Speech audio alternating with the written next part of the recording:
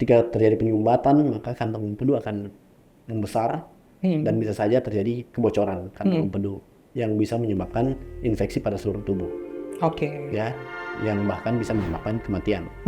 Seperti itu.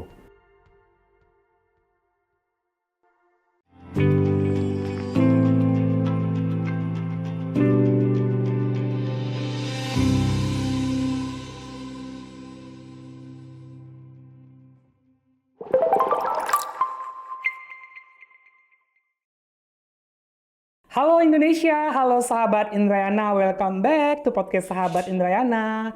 Kali ini sangat spesial, kembali lagi kita bahas topik yang sangat menarik, yaitu tentang batu empedu. Nah, mengatasi batu empedu, apakah perlu operasi atau tidak? Nah, faktanya batu empedu adalah endapan cairan yang mengeras di kantung empedu.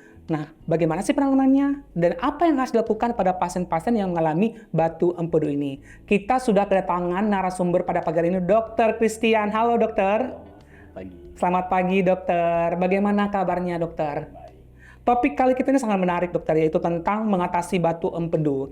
Nah, sebelum kita bicara tentang mengatasi batu empedu, nah kita akan bicara tentang apa sih penyakit ini. Dok, kita mulai dari batu empedu ini apa dok? Silahkan dok. Jadi batu empedu itu adalah suatu penyakit di mana adanya penumpukan kolesterol yang mengkristal, kemudian menjadi batu di saluran empedu, di kantong empedunya. Ya.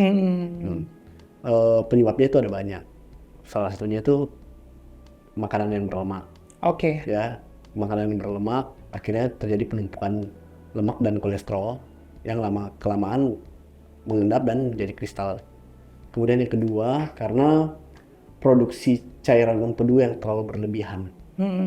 Jadi itu juga bisa dapat menyebabkan endapan. Karena kita telah baca berbagai jurnal tentang batu empedu dan juga beberapa sahabat Indrayana cerita tentang bagaimana penyakit ini bisa menyebabkan sakit yang berlebihan pada daerah perut sebelah kanan kalau tidak salah dokter.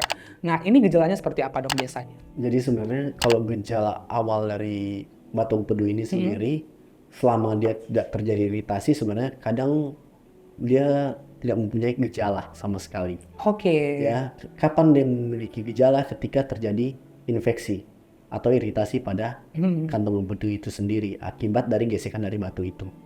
Tapi secara umum biasanya kalau kapan dia sudah memiliki gejala seperti mual, muntah, nyeri pada perut bagian atas, kanan atas, itu biasanya sudah terjadi infeksi yang disebut kolesistitis. Nah bicara tentang penanganan nih dokter, kita bicara tentang bahwa batu empedu ini harus dioperasi karena dia itu seperti mengkristal atau bentuk bola yang keras sehingga bisa menyumbat. Nah, bicara tentang penanganan nih dok, apa biasanya yang dilakukan untuk menolong pasien-pasien yang didiagnosis untuk batu empedu ini?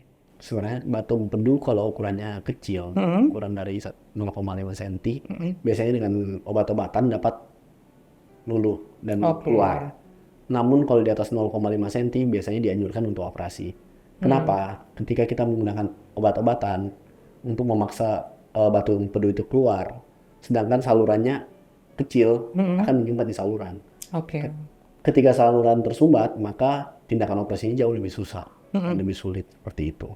Jadi tidak disarankan kalau ukuran batu lebih dari 0,5 cm, sebaiknya itu harus operasi.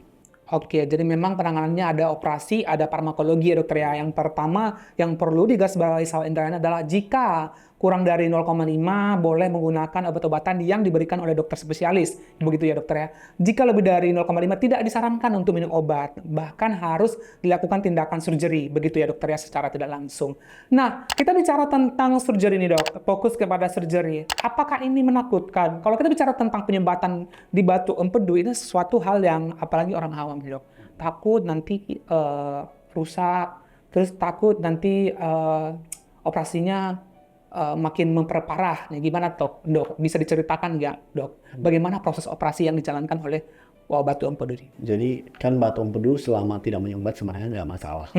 Tapi makin lama kan proses pengkristalan semakin lama semakin meningkat. Lama-lama batunya semakin gede. Ketika batu semakin gede, akhirnya menyumbat di kantong empedunya itu sendiri. Ketika terjadi penyumbatan, maka kantong empedu akan membesar dan bisa saja terjadi kebocoran kantong empedu yang bisa menyebabkan infeksi pada seluruh tubuh, Oke. ya, yang bahkan bisa menyebabkan kematian, seperti itu. Tapi untuk penanganannya operasi itu ada dua sebenarnya. Operasi itu ada laparoskopi, ada namanya open cholecystectomy. Jadi Laparoskopi dan open colostomy ya dokter ya.